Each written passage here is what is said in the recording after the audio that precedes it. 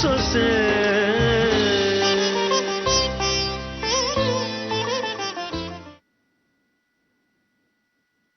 ಅದಕ್ಕೆ ನಾನು ಮಗು ಬೇಕು ಅಂತ ಕೇಳಿದ್ದೀನಿ. ಆ ಹೆಂಗಸು ನನಗೋಸ್ಕರ ಬಂದಿದ್ದಾಳೆ. ಇದೇ ತಾನೇ ನಿಮ್ಮ ಅನುಮಾನ? ನಾನು ಸುಮ್ಮನೆ ಎಲ್ಲರನ್ನ ವಂಚಿಸ್ತಾ ಇದ್ದೀನಿ ಅಂತ ಸಂಶಯ ಪಡ್ತಿದ್ದೀನಿ ಅಲ್ವಾ? ನಾನೆಲ್ಲ ಮಹಾ ಕೇಳಿದೆ, ನಿನಗೆ ನೀನೆ ಎಲ್ಲ ಹೇಳ್ಕೊತಾ ಇದೀಯಾ? ಸರಿ, ಹಾಗಾದ್ರೆ ಕೊಡಿ ಕೈ, ಮುಟ್ ನೋಡಿ, ನೋಡಿ ಮುಟ್ ನೋಡಿ. ನನ್ನ ಹೊಟ್ಟೆಯಲ್ಲಿ ಮಗು ಇದೆಯಾ ಇಲ್ವಾ ಅನ್ನೋದನ್ನ ಮೊದಲು ಕನ್ಫರ್ಮ್ ಮಾಡ್ಕೊಳ್ಳಿ. ನನ್ನ ಮೇಲೆ ನಿಮ್ಗೆ ಈ ಮಟ್ಟದ ಅನುಮಾನನ? ಆ ಹೆಂಗ್ಸ್ ಹೇಳಿದ್ರೆ ನಿಜ ಅಂತ ನಂಬ್ತಿದ್ದೀರಲ್ವಾ?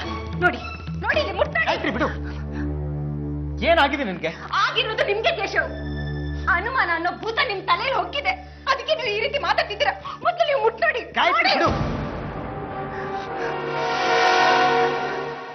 ಯಾಕೆ ಹಿಂಗ ಆಡ್ತಿದ್ಯಾ?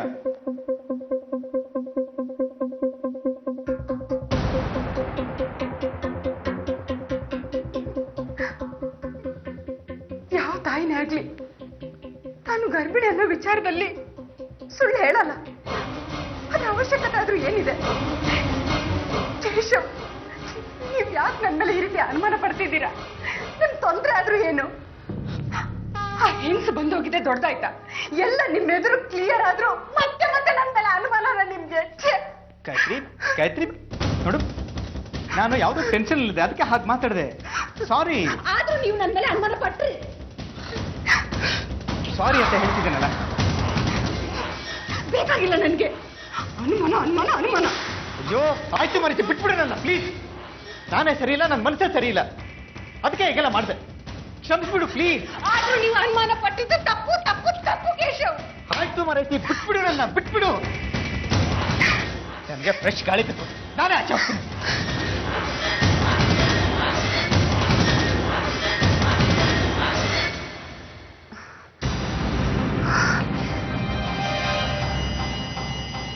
ಯಾಕೋ ಕೇಶವ್ಗೆ ನನ್ನ ಮೇಲೆ ಅನುಮಾನ ಹೆಚ್ಚಾಗ್ತಾ ಇದೆ. ಇದನ್ನ ಹೀಗೆ ಬಿಟ್ರೆ ನನ್ನ ಬಂಡವಾಳ ಬಯಲಾಗತ್ತೆ. ಅಕಸ್ಮಾತ್ ಬಯಲಾಗ್ಬಿಟ್ರೆ ಮನೆಯಲ್ಲಿ ನನಗೆ ಉಳಿಗಾಲ ಇರಲ್ಲ. ಮೊದಲು ಕೇಶವ್ ಅನುಮಾನನ ಪರಿಹಾರ ಮಾಡಬೇಕು. ಅದೊಂದೇ ದಾರಿ, ಅದೊಂದೇ ದಾರಿ.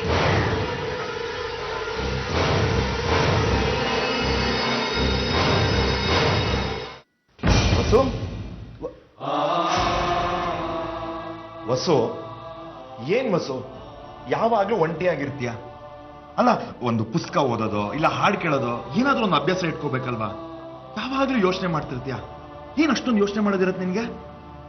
ನೋಡು ಚೇತು, ಮನೇಲಿ ಎಷ್ಟು ಕೆಟ್ಟ ಘಟನೆಗಳೆಲ್ಲ ನಡೀತಾ ಇದೆ ಅಂತ. ಎಲ್ರು ಎಷ್ಟು ಸಂತೋಷವಾಗಿದ್ವಿ. ಆದ್ರೆ ಇದ್ದಕ್ಕಿದ್ದಾಗೆ ಚಿಕ್ಕ ಮಾವನ ಅರೆಸ್ಟ್ ಮಾಡ್ಕೊಂಡು ಹೋದ್ರು. ಇದೆಲ್ಲ ಅಪಾಯದ ಮುನ್ಸೂಚನೆ ಅಂತ ನನ್ಗೆ ಅನ್ನಿಸ್ತಾ ಇದೆ. ನಾನು ಅದನ್ನೇ ಯೋಚನೆ ಮಾಡ್ತಿದ್ದೆ ಬಸ್ಸು. ಯಾಕೋ ನಾವಿಬ್ರು ಈ ಮನೆಯವ್ರಿಗೆ ಹೊರೆ ಆಗ್ತಿದ್ವಿ ಅಂತ ಅನಿಸ್ತಿದೆ. ಒಂದ್ ಕಡೆ ಬಿಸ್ನೆಸ್ ಟೆನ್ಷನ್ನು, ಇನ್ನೊಂದ್ ಕಡೆ ನಿಮ್ ಚಿಕ್ಕ ಮಾವನ ಮೇಲೆ ಬಂದಿರೋ ಆಪಾದನೆ, ಇದ್ರ ಮಧ್ಯೆ ನಿಂಗೆ ಹೆರಿಗೆ ಟೆನ್ಷನ್ ಬೇರೆ. ಅದಕ್ಕೆ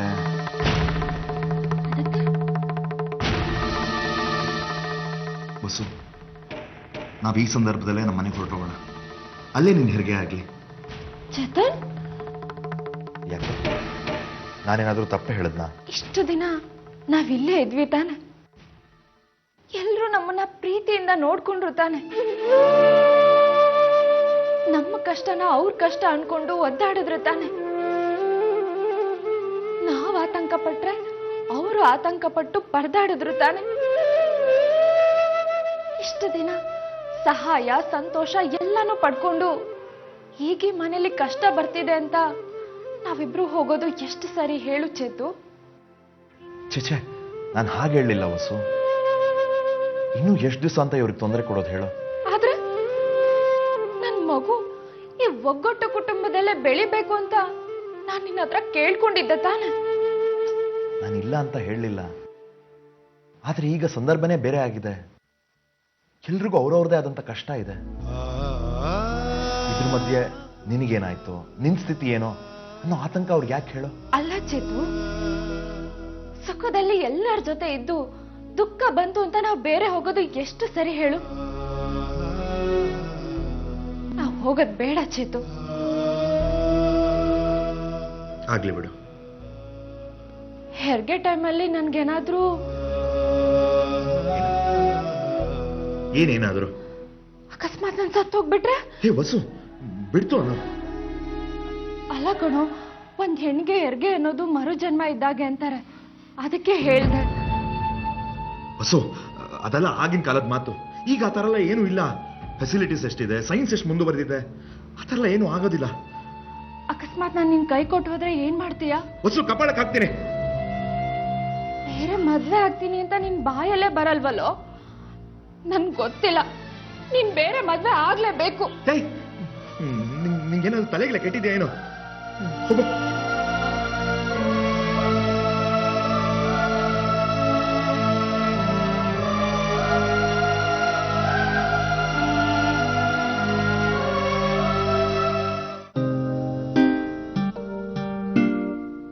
ಹಾಯ್ ಗಾಯತ್ರಿ.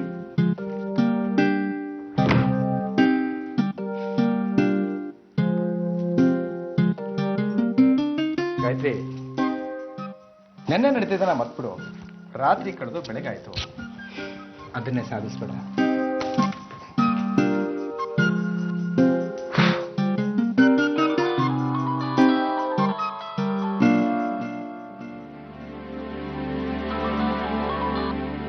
ಹಲೋ ಹಲೋ, ನಾನು ಡಾಕ್ಟರ್ ರಮಣಿ ಅಂತ ಸಹನಾ ಹಾಸ್ಪಿಟ್ಲಿಂದ ಕಾಲ್ ಮಾಡ್ತಾ ಇದ್ದೀನಿ.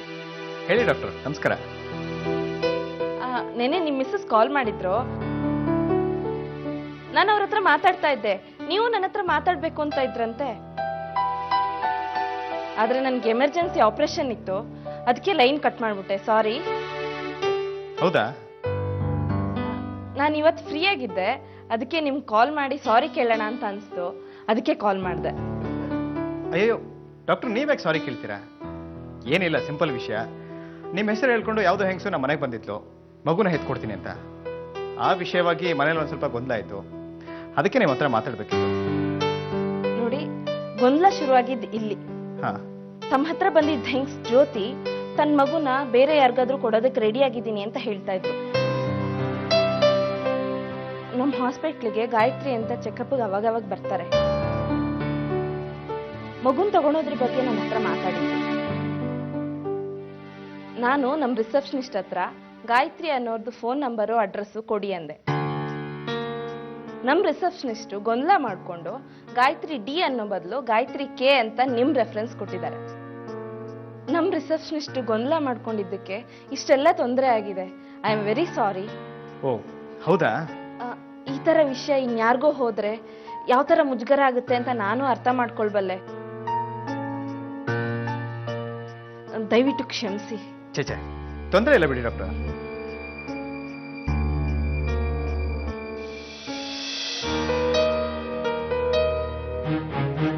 ಗಾಯತ್ರಿ,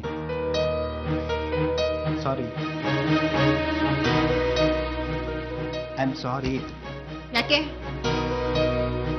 ನಿನ್ ಮೇಲೆ ಅನುಮಾನ ಪಟ್ಟಿದ್ದಕ್ಕೆ. ನೋಡು, ಈಗ ಡಾಕ್ಟರ್ ಫೋನ್ ಮಾಡಿ ಎಲ್ಲ ವಿಷಯನೂ ಕ್ಲಿಯರ್ ಮಾಡಿದ್ರಲ್ಲ, ನನ್ನ ಮನಸ್ಸಿನಲ್ಲಿ ಯಾವುದೇ ತರ ಗೊಂದಲ ಇಲ್ಲ. ದಯವಿಟ್ಟು ಕ್ಷಮಿಸ್ಬಿಡಿ. ಈಗೇನೋ ಕ್ಲಿಯರ್ ಆಯ್ತು. ಇನ್ಯಾರೋ ಫೋನ್ ಮಾಡ್ತಾರೆ, ಮತ್ತೆ ಇನ್ಯಾರೋ ಮನೆಗೆ ಬರ್ತಾರೆ. ಆಗ ಮತ್ತೆ ಅನುಮಾನ ಪಡೋದಕ್ಕೆ ಶುರು ಮಾಡ್ತೀರಾ. ನಿಮ್ಗೆ ನಿಮ್ ಹೆಂಡತಿ ಮೇಲೆ ನಂಬಿಕೆನೇ ಇಲ್ಲ. ನಿಮ್ಮ ಅನುಮಾನನೇ ನಿಮ್ಗೆ ದೊಡ್ಡದು, ಅದೇ ನಿಮ್ ಜಾಯಮಾನ. ಕೋಪ ಮಾಡ್ಕೋಬೇಡ ಚಿನ್ನ. ನೋಡು, ಅದೇನೋ ಕೆಟ್ಟಗಳಿಗೆ ಅನುಮಾನ ಪಟ್ಬಿಟ್ಟೆ. ಇನ್ಮೇಲೆ ಆ ರೀತಿ ಆಗಲ್ಲ. ದಯವಿಟ್ಟು ಕ್ಷಮಿಸ್ಬಿಡು. ನೀವು ಕ್ಷಮಿಸು ಅಂದಾಗ ಕ್ಷಮಿಸೋದಕ್ಕೆ, ಅನುಮಾನ ಪಟ್ಟಾಗ ಅವಮಾನಕ್ಕೆ ಒಳಗಾಗೋದಕ್ಕೆ ನಾನೇನು ಬಿಟ್ಟು ಬಿದ್ದಿಲ್ಲ ಕೇಶವ್. ನನಗೂ ಆತ್ಮ ಗೌರವ ಅಂತ ಇರುತ್ತೆ. ಕೊನೆಗೂ ನನ್ನ ಹೊಟ್ಟೆ ಮುಟ್ ನೋಡಿ ಕನ್ಫರ್ಮ್ ಮಾಡೋ ಲೆವೆಲ್ಗೆ ಹೋಗ್ಬಿಟ್ರಿ. ಗಾಯತ್ರಿ, ನಾನೇನು ಹಾಗೆ ಮಾಡಲಿಲ್ಲ, ನೀನೇ ಬಲವಂತ ಮಾಡಿದ್ದು. ಹೋಗ್ಲಿ ಬಿಡು, ಹಾಗಿದ್ದಾಗೋಯ್ತು. ಅದ್ಯಾರೋ ರಿಸೆಪ್ಷನ್ ಪ್ರಾಬ್ಲಮ್ ಮಾಡಿದ್ರಂತ ನಾವ್ಯಾಕೆ ಮನಸ್ತಾಪ ಮಾಡ್ಕೊಳ್ಳೋದು? ನೋಡು, ಇನ್ಮೇಲೆ ಆ ರೀತಿ ಆಗಲ್ಲ. ದಯವಿಟ್ಟು ಕ್ಷಮಿಸ್ಬಿಡು. 1 2 3 4. ಮತ್ತೆ ರಿಪೀಟ್ ಆಗ್ಬಾರ್ದು. ಸರಿ, ನಾನು ಕ್ಷಮಿಸಿದ್ದೀನಿ. Thank you.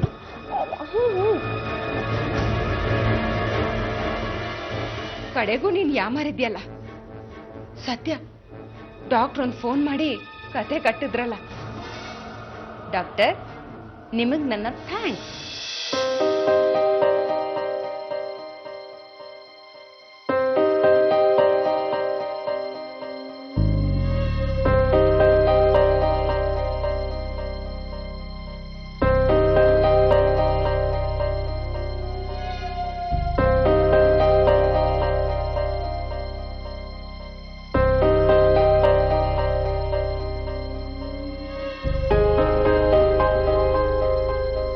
ಶೀಲಾ,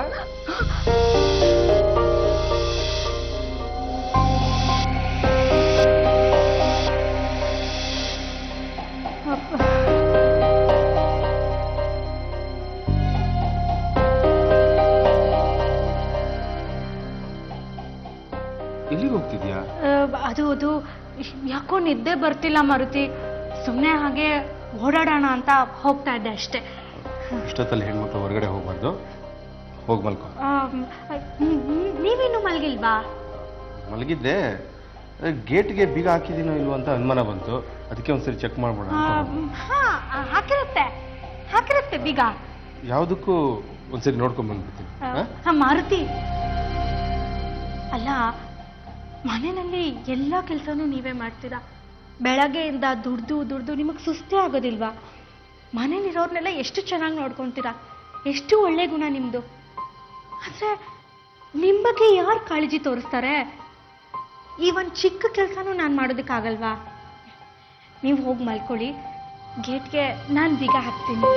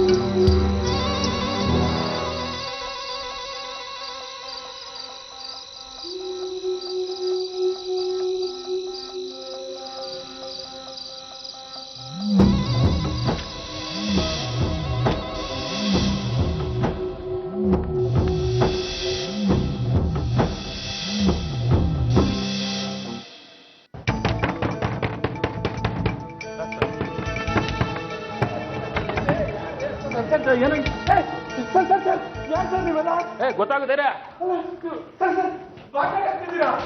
ಗೊತ್ತಾಗುತ್ತೆ ಇರಪ್ಪ ಒಂದು ನಿಮಿಷ. ಮನೇಲಿ ಯಾರು ಇರ್ತಾರೆ ಕರೆಯ ಹೊರಗಡೆ ಹೋಗಿ, ನೀವು ಈ ಕಡೆ ಹೋಗಿ. ಮನೇಲಿ ಯಾರಿದ್ದಾರೆ ಎಲ್ಲರೂ ಕರೆ.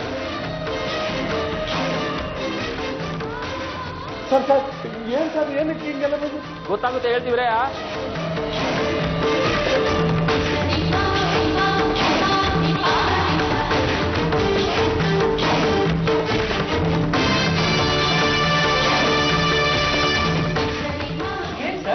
ಏನಿದು? ನಾವು ಲೋಕಾಯುಕ್ತರು ರೈಡ್ ಮಾಡ್ತಾ ಇದ್ದೀವಿ. ಹೇಳಿ ಸರ್, ನಿಮ್ಗೆ ಏನೇನು ಡೀಟೇಲ್ಸ್ ಬೇಕೋ ಅದನ್ನೆಲ್ಲ ಪ್ರೊವೈಡ್ ಮಾಡಿ. ಬ್ಯಾಂಕ್ ಪಾಸ್ಬುಕ್, ನಿಮ್ಮ ಡಾಕ್ಯುಮೆಂಟ್ಸು, ಮನೆ ಪತ್ರ, ಒಡವೆ ಎಲ್ಲನೂ ತಂದ್ಬಿಟ್ಟಿಲ್ಲ. ಇಲ್ಲ ಸರಿ ಸರ್, ಕೂತ್ಕೊಳ್ಳಿ ಬನ್ನಿ. ಆದಷ್ಟು ಬೇಗ.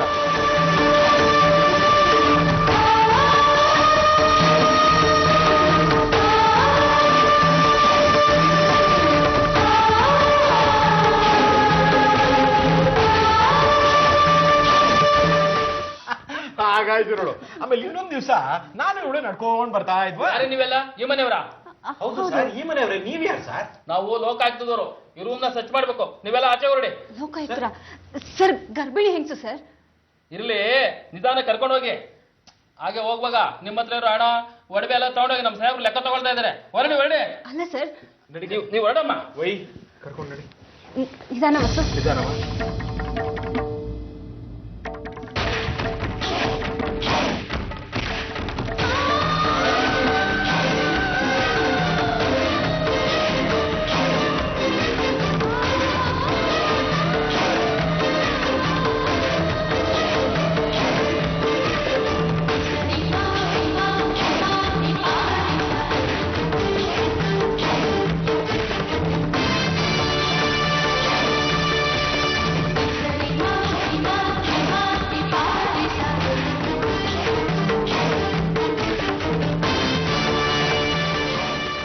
ಯಾರು ನೀವು?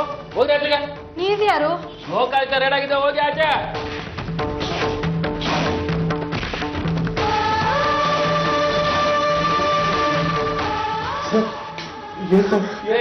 ಹೋಗಿ ಆಚೆಗೆ. ಇಬ್ರು ಹೋಗ್ತಾ ಇರ್ಬೇಕು ಆಚೆಗೆ. ನೀವು ಹೋಗ್ರಿ, ನಾನು ಹೇಳ್ತೀನಿ. ಹೋಗಿ.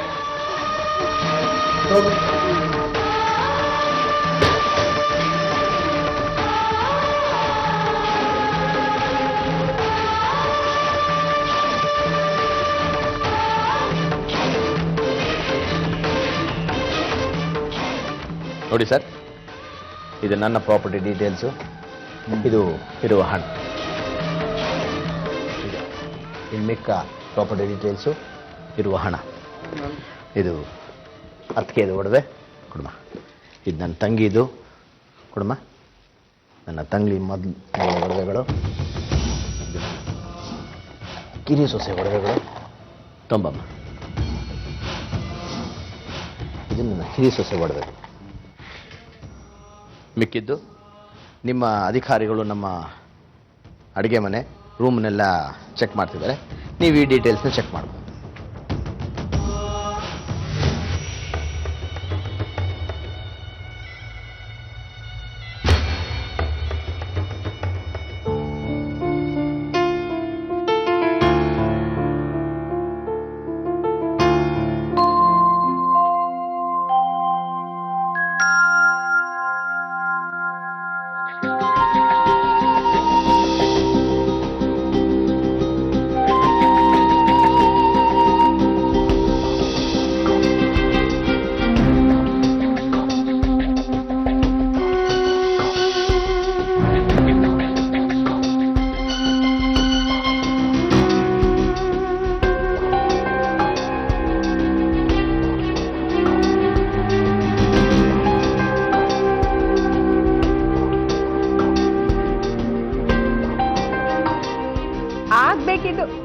ಇದಾಗ್ಬೇಕು.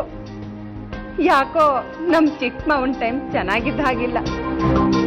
ಇಷ್ಟೇನಾ ಇಲ್ಲ ಬೇರೆ ಎಲ್ಲರೂ ಇಟ್ಟಿದ್ದೀರಾ? ಅಂತ ಅನಿವಾರ್ಯ ಇಲ್ವೇ ಇಲ್ಲ ಸರ್.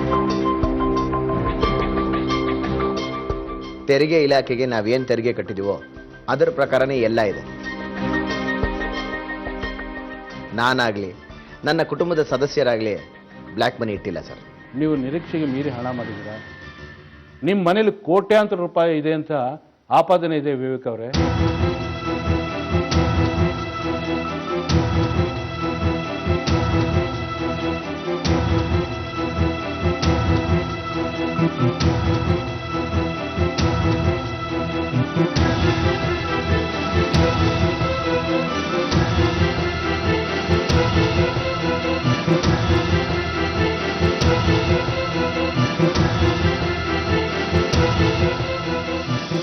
ಸೊಸೆ